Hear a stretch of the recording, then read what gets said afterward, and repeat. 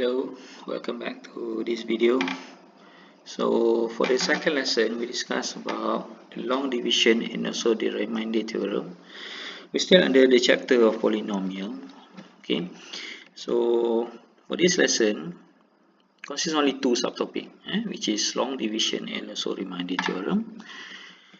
Right, so we still focus on how we divide two polynomials, right? So divide a polynomial by another polynomial. So the process is very like to long the division of number. So let us look in detail at the long division sum and try to see how the process works. Right, so let's take a look at this example. Suppose we wish to divide 2675 by 25. I believe you can simply press your calculator, but let's find out the solution using this long division. Right, so you know that the process of long division consists of the divisor and also the number that you're going to divide. Right, so 2675 divided by 25. So first thing first, definitely we're going to multiply with the 25 so that we can eliminate the first two number here. Right, since your number consists of two digits, so definitely you have to multiply something and put the number on the top here, and at least you can cancel out or you can reduce the number, the first two digit here. So definitely we multiply by 1, so 25 times 1 is 25. So definitely we are going to minus with the number over here, so therefore the remainder is 1 there, right? So remainder 1 and bring down 7. Okay, and we multiply with 0 for this 25. So again we are going to bring down this 7 and bring another 5, so that 25 multiplied with 7 you have 175, so that you can eliminate the 175, so you have a 0 remainder. So over here we call that a remainder, right?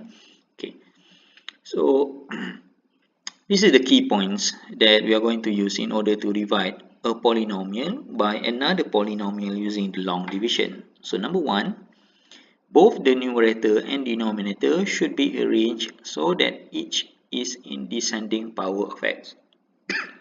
So what does it mean by descending? Meaning that you're going to arrange them from highest to lowest, right? So it cannot be scattered, so you must follow the order. All right. Okay, the second one, if any terms with consecutive power of x are missing, they should be included by using 0 as their coefficient. Let's say you have x cubed plus 1. So by using the descending order, there is a missing term over here, which is x cubed plus 0x squared plus 1. Okay, so you have to include, right? You have to include by using 0 of their coefficient. Okay, so therefore you satisfy what does it mean by descending power, right? Even though the question didn't give you the term of x squared, but you have to include them using the coefficient of 0. Okay, the third one, each term of in the quotient is obtained by dividing the first term of the divisor into the first term of the new dividend. Okay, so which is kita akan eliminate term by term. Okay, let's say we eliminate for the first term, so we try to identify what is the suitable multiplication to the divisor so that you can eliminate the polynomial that we want. Okay, I will show you later. And number 4, the last one, after each division, the next step is to subtract and then bring down the next term. Okay, we are using the subtraction, and then you're going to bring down to the next term. Okay, so let's take a look at the example. So the question asks you to divide between 2x cubed minus 8x squared plus 9x minus 2 with x minus 2 using long division. Okay, so definitely the first step will be we are going to place them using the long division symbol. So 2x cubed minus 8x squared plus 9x minus 2. And you're very lucky our polynomial over here consists of 0 missing term, meaning there is no missing term over here. and the polynomial follow the descending order. Okay, and divide with x minus 2. So this x minus 2 we call as a divisor, and over here the polynomial we are going to divide. Okay, now so the first thing first, we are going to eliminate these 2x cubed. So the suitable multiplication to this x minus 2 will be, we are going to multiply with 2x squared. Okay, so we divide this 2x squared. So if you multiply 2x squared with x, you will have 2x cubed. 2x squared multiplied with negative 2, that will be negative 4x squared. And this is the process of subtraction. So 2x squared minus 2x cubed minus 2x cubed is a 0. Negative 8x squared minus, so meaning negative plus.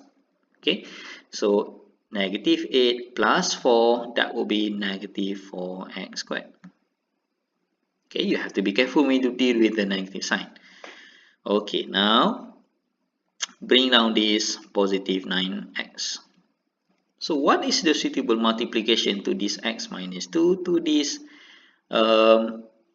in order to eliminate this negative 4x squared? So you will multiply with positive 4x. Okay.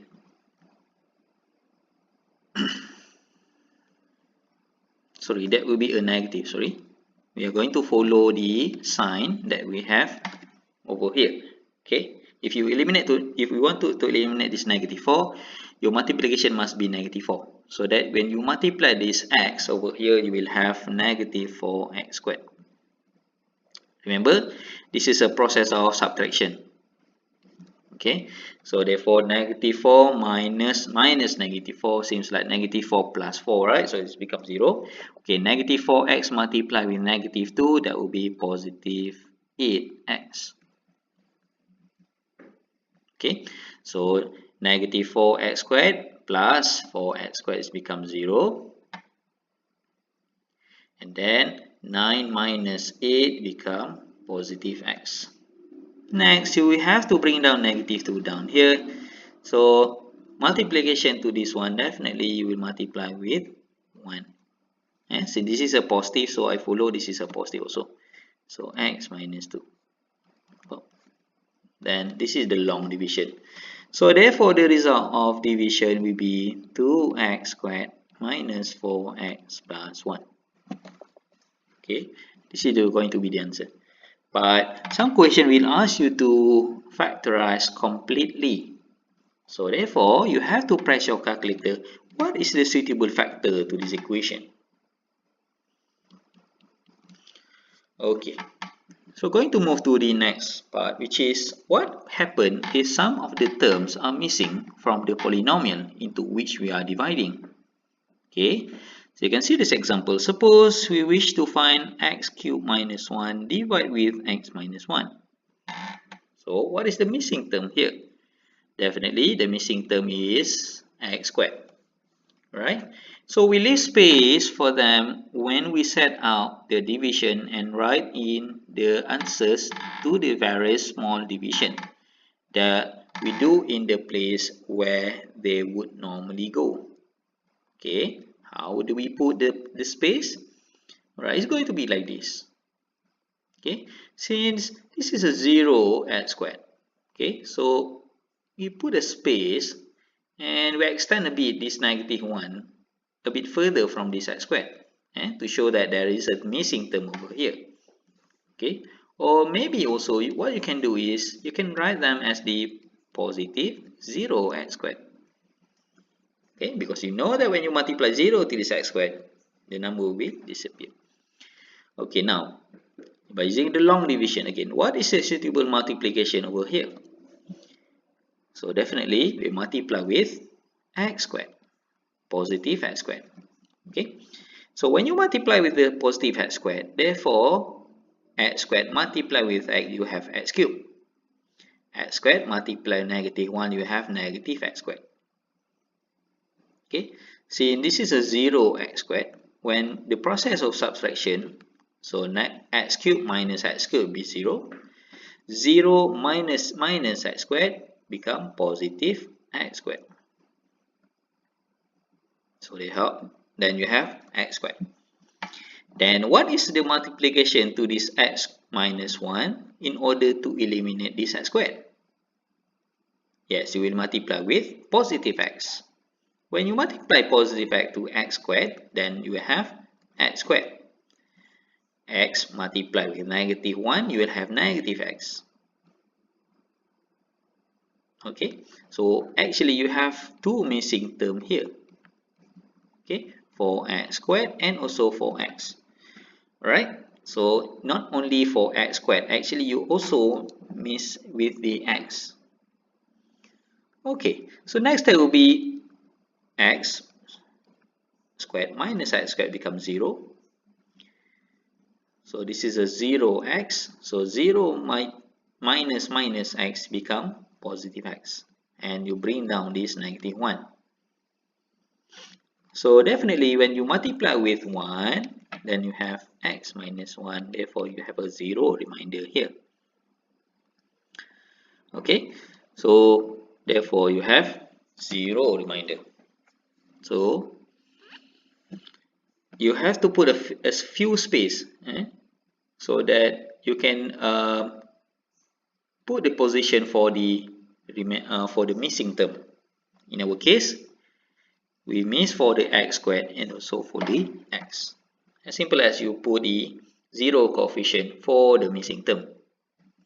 Right? So the next exercise that you can try from Delta will be on the page number 215, exercise number 12.01. So we are going to do only question number 1 to question number 10. Okay, so here is this question that you can try. So if you notice over here, it's suitable to use the long division. And here is the answer. Alright, so the other term that is also important under division of two polynomials is we call them as a remainder theorem. This is a lot more easier compared to the long division. Okay, so if the question asks you to determine what is the remainder, or is that suitable, the polynomial divide with another polynomial, so the remainder theorem will identify whether you have the remainder or not. Okay, if you notice, all our example here consists of 0 remainder, right? I'll show you already. These two examples give you a 0 remainder. Okay, this is we call as a remainder. Alright, so remainder theorem is the shortcut in order to determine the remainder, or maybe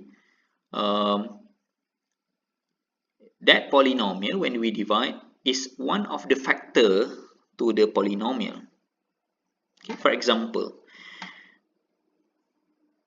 when you multiply between 2 and 5, which is 10, so we know that 2 is a factor of 10, 5 also a factor of 10. We learned already about the factorization method that, from the previous video. Okay, so using the remainder theorem, also we can identify whether that particular multiplication is a factor to that polynomial. Okay, let's take a look at the remainder theorem. So the remainder theorem provides a quick and convenient method for finding the remainder when a polynomial is divided by a linear expression without actually doing any long division. So that's why I mentioned, which is the remainder theorem is a shortcut in order to determine the remainder. Okay, so the remainder theorem states in its simplest form that when a polynomial is divided by x minus a, the remainder is PA, which is you substitute your your a value into the polynomial. Then you will have the value. So that value we call them as the remainder. Okay. which is in order to determine what is the number that we're going to substitute into the polynomial. So let's say given a factor x minus a, then you equate this x minus a equal to 0. Therefore, you have x equal to a. Then using this number, you substitute into the polynomial. It's become PA. Or let's say maybe they ask you to divide with 2x minus 1 with a polynomial. So what you're going to do, you're going to equate your factor or your divisor with 0. Then you know that your x become 1 over 2. Then using this x equal to 1 over 2, substitute into the polynomial that you're going to divide. Okay, so that's why we put a summary over here. When you have a divisor x minus t, then you substitute t. When you have x plus t, then substitute negative t into the polynomial into determine in order to determine the remainder. Okay, so find the remainder when x squared plus 3x minus 4 is divided by x minus 2. Okay, so we are going to use the first conclusion, which is you have the standard form similar to this one, which is minus t. So therefore, you're going to substitute 2 into the polynomial. So by using the remainder theorem, I substitute 2 because they have the same notation or the standard form to substitute the value. If you have x minus 2, then substitute 2 only into the polynomial like this. Therefore, you calculate. Then next 64 represent the remainder when you divide a polynomial with x minus 2. So this 64 actually the remainder. Okay. So in other words, x minus 2 is not a factor to the x squared plus 3x minus 4 because they give you a value when you divide. Okay, why I said so? Why is this not a factor? Because they give you a reminder. Imagine like when you divide 10 with 2, then you know that you multiply 2 with 5, then you have a 0 remainder. So meaning 2 and 5 is the factor to this 10. When you have a remainder 64 like this division of two polynomials, and you have a value of your remainder, so definitely this x minus 2 is not a factor. So this is another method on how to determine whether the divisor is a factor or not to that polynomial. Okay, so also you can go through this example that from delta. Okay, when you have x plus 2, then you have to substitute with negative 2. So substitute negative 2 into the polynomial in order to determine the remainder. When you have 3x minus 2, so you equate this 3x minus 2 with 0. Then you know that your x become 2 over 3. Then this 2 over 3 you substitute into the polynomial in order to determine the remainder. Without using any long division, I can determine the remainder of my polynomial when divide with another polynomial. Right? So you can try the exercise page number 217, 12.02 by using the remainder theorem to determine the remainder of the polynomial. Okay, so thank you. See you on the next video.